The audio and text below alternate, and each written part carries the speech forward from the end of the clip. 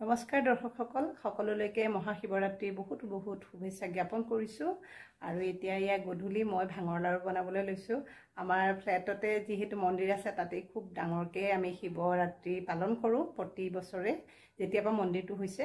গতিকে এতিয়া মই ভাঙৰ লাড়ুখিনি বনাম আৰু সকলোৱে তেনেকৈ ভাগে ভাগে বনাব আৰু মন্দিৰটো যিহেতু সৰু সেইকাৰণে আমি ঘৰতে সকলোখিনি যা যোগাৰ কৰি পেলাই তালৈ লৈ যাওঁ, তাতে বহিলৈ কৰিবলৈ সুবিধা হয় কাৰণে। আৰু মই ইয়াত ভাঙৰ লাড়ু বনাবলৈ লৈছোঁ। চাওকচোন আপোনালোককো অকণমান দেখাওঁ কি কি লৈছোঁ মই।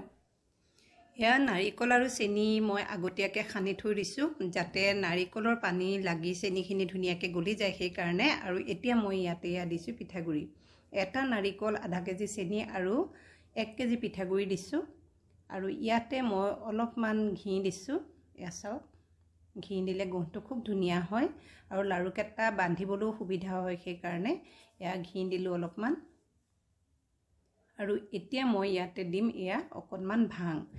যিহেতু ভাঙৰ লাড়ু আৰু শিৱৰাত্ৰিত ভাং দিবই লাগিব সেইকাৰণে বেছিকৈ দিয়া নাই। যিহেতু আমাৰ সমূহীয়া পূজা ইয়াতে সৰু সৰু ল'ৰা ছোৱালীয়েও খাব সেইকাৰণে ভাং কমকৈ দিছোঁ। আৰু এয়া গাখীৰ লৈছোঁ। এতিয়া গাখীৰ দি সানি সানি মই লাড়ুকেইটা বান্ধিম। যিহেতু পানী ব্যৱহাৰ নকৰোঁ মই তাত।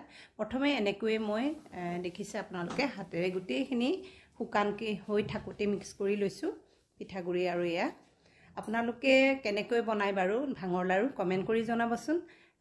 মই এনেকৈ বনাওঁ, খুব বেছি এটা হেৰি নকৰোঁ আৰু এয়া চাওক।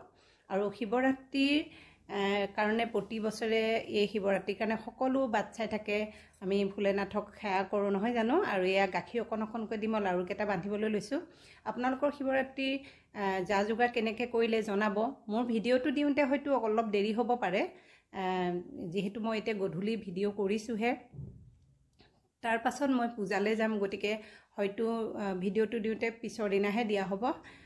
কিন্তু দিম আৰু মই কেনেকৈ ভাঙৰ লাড়ু বনালোঁ সেইটো দেখাবৰ কাৰণে যিহেতু ভিডিঅ'টো কৰিছোঁ। আৰু এয়া চাওক কেনেকৈ মই লাডুকেইটা বান্ধি ল'ম। আৰু এয়া চাওক দেখিছে হ'ল।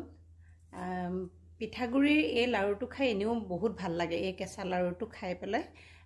আৰু ভাং অকণমান দি দিছোঁ আৰু ভাঙৰ যিহেতু লাড়ু। আৰু এনেকৈ গোটেইকেইটা মই বান্ধি ল'ম আৰু আপোনালোকক সকলোকে পুনৰবাৰ মই শিৱৰাত্ৰিৰ শুভেচ্ছা জনাইছোঁ। ভোলেনাথে, শিৱ বাবাই সকলোকে আশীৰ্বাদ কৰক, সকলো ভালে ভালে থাকক আৰু আমাকো যেন আশীৰ্বাদ কৰক ভোলেনাথে।